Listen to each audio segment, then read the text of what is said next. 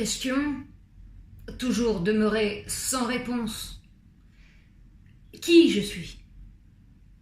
D'où je viens? Et où je vais? L'humoriste répond sans emphase: je suis moi, je viens de chez moi et je rentre chez moi. Le poète, qui est plus en phase avec les chemins qui ne mènent nulle part, nous gratifie d'une petite phrase: je est un autre.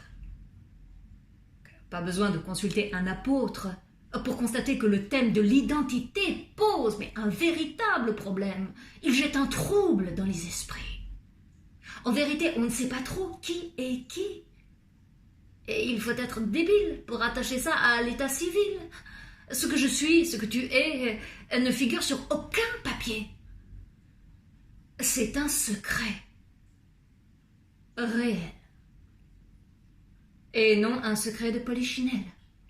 Bien ou mal gardé, il n'en demeure pas moins révélateur de ce que j'ai au fond de mon être, souvent sans aucun lien avec mon paraître. Quand je dis « je », que je le veuille ou non, je joue un jeu. Parce que mon moi m'échappe, et tout autant qu'il vous échappe. Le psychiatre l'a fort bien compris. Le moi n'est pas le maître chez soi.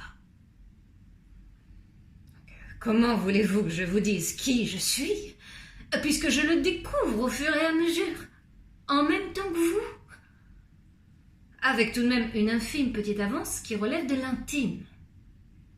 Mais je me découvre au fur et à mesure, et toujours en rupture avec moi-même, d'où mes blessures narcissiques. Le moi est rarement content de soi. Parce que j'ai beau dire « je », ce n'est pas moi qui fais la loi. Elle est inscrite en moi, dans mon disque dur, dans ma mémoire qui couvre mon passé, mon présent et mes projections.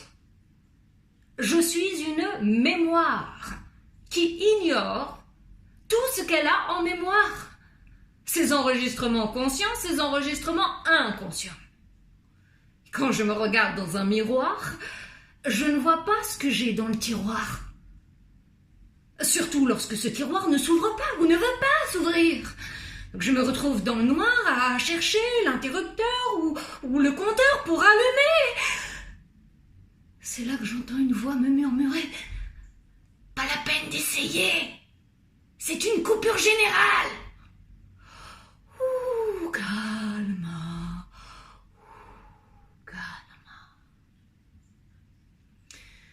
Mais comme je vis, où j'existe à l'ancienne, je dispose d'un petit transistor dont les piles sont encore chargées. Donc j'écoute les infos. Et la dernière m'apprend qu'il y a eu une plainte déposée contre le très vieux Giscard pour agression sexuelle. Oh ben, comme quoi, le destin vous réserve parfois quelques vilaines surprises. Et aussi paradoxal que cela puisse paraître aux féministes de la première heure, ce n'est pas à la victime que je me suis identifiée, mais au présumé coupable.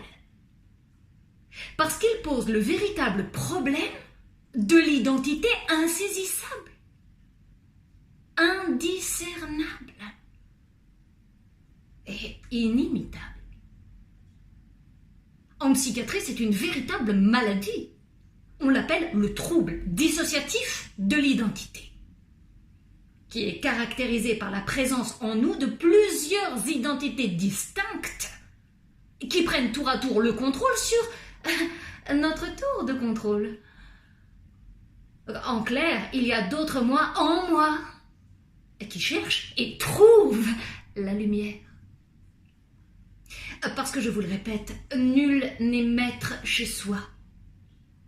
Il vaut mieux ne pas jeter la pierre parce que c'est sur soi qu'elle retombera.